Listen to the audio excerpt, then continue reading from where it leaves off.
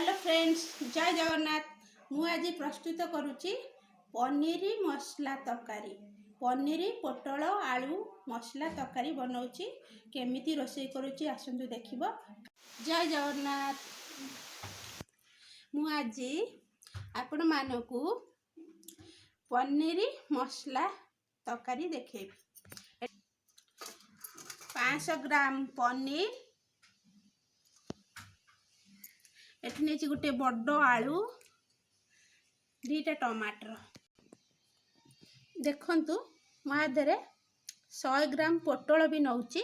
पोटल केमिति काटुची चोपा छड़े दे ए टाइप रे काटिबे। ए टाइप रे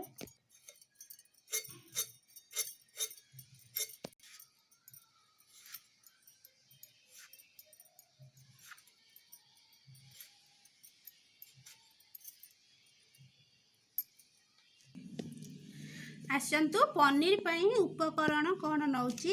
एठी नहीं 500 ग्राम पनीर, एठी गोटे बड़ आलू नहीं, एठी 100 ग्राम पोटल नहीं, तापाई मसला एठी नहीं रसुण अदा लंका आउ पियाज, ये किसी कटा पियाज रखी।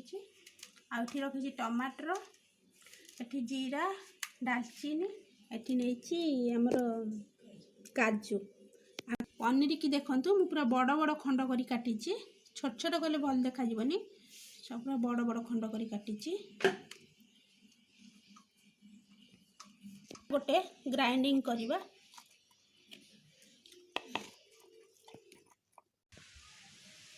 देखंतु सांग माने आज मु चुली रे रोषेई करूची। काठ चुली रे कढ़ाई बसई दिली। एबे आमे पनीर की तेल रे छाणी नबा।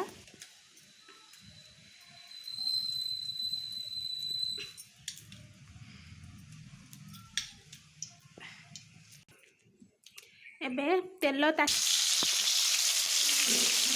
पनीर की तेल पकेबा।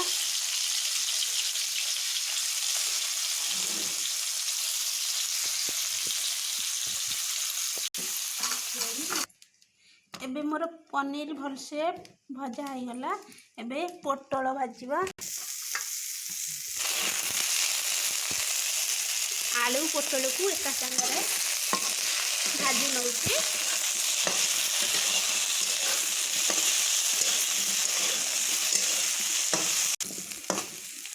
एबे आलू पोटल भल से भाजी हो गलानी, पूरा गोल्डन कलर आसी गलानी। एबे आको काढ़ी दबा।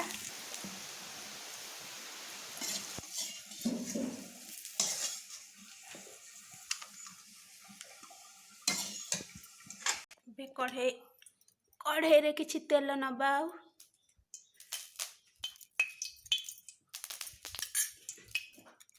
पियाज किछि नबा।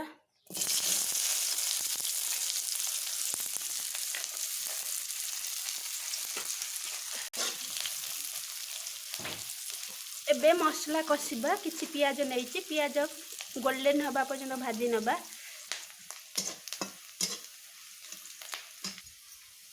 एबे पियाज हो गलानी, टमाटर पकेया।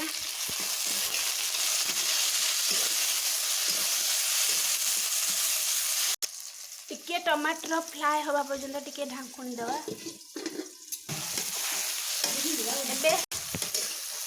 एबे हल्का टमाटर सिझी आसलानी।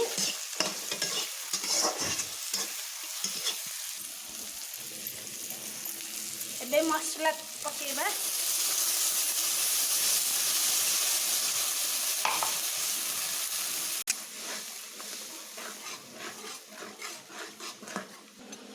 एबे मसला रे लुण हल्दी पकेया। माग हलदी नौची,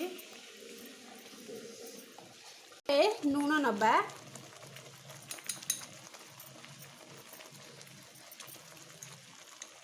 एबे मसला को टिके सिझीबा को छाड़ देबा। मु 5 मिनिट घोड़ेनी दे दोची। एबे मसला भल से कसी हो गलानी। एबे आलू आ पोटल को पकेबा।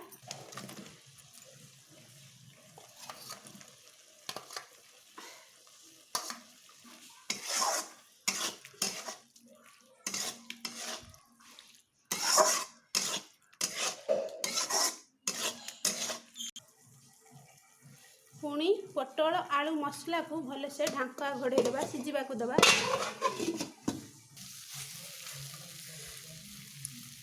आधरे तेजपत्र मु पकई देइछि हेले कहबा को भूल जाइछि। ए देखंतु तेजपत्र पड़छि। एबे मसला भल से कसी हे गलानी कढ़े रे देखंतु तेल छाड़ी जाउछि। एबे पानी दबा।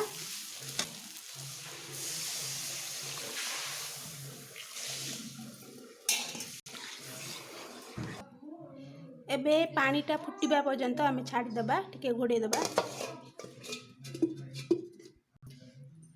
10 रु 15 मिनट पानी की फुटिबा को दबा। एबे ढांकुनी काढ़ी दबा। भलसे हमर तकारी फुटी गलानी। एबे पनीर की पकेबा।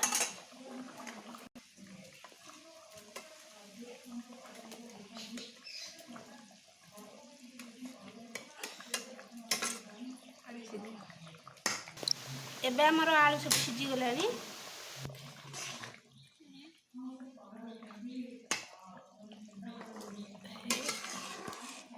दबा।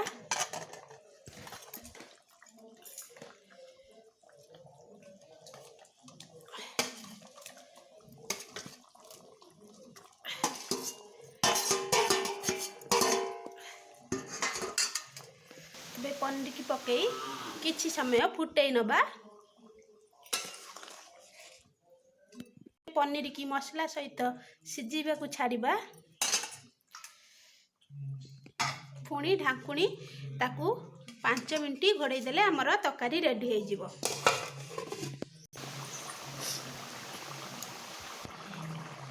एबे हमर रेडी हो गला पनीर तकारी। एबे हमर तकारी रेडी हो गला ताकू चुल्ला रो ओल्लै दबा।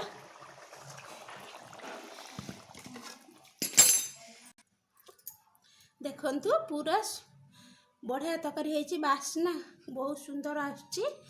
आपण मने ए भलिया बनांतु खांतु। आपु रुटी संगरे करी खाई परिबे भात संगरे करी खाई परिबे। एबे हमर प्रस्तुत हो जाइछि पोटल पनीर आलू मसला। कि सुंदर होइछि पूरा टेस्टी। एमती पनीर रोषेई करी खांतु। आ घरे रोषेई करी घर परिवार लोक को खुआंतु। से विषय एटा केमिति रोषेई हेछि मते कमेंट करी कहंतु। आ मते मो चैनल को लाइक करंतु शेयर करंतु सब्सक्राइब करंतु।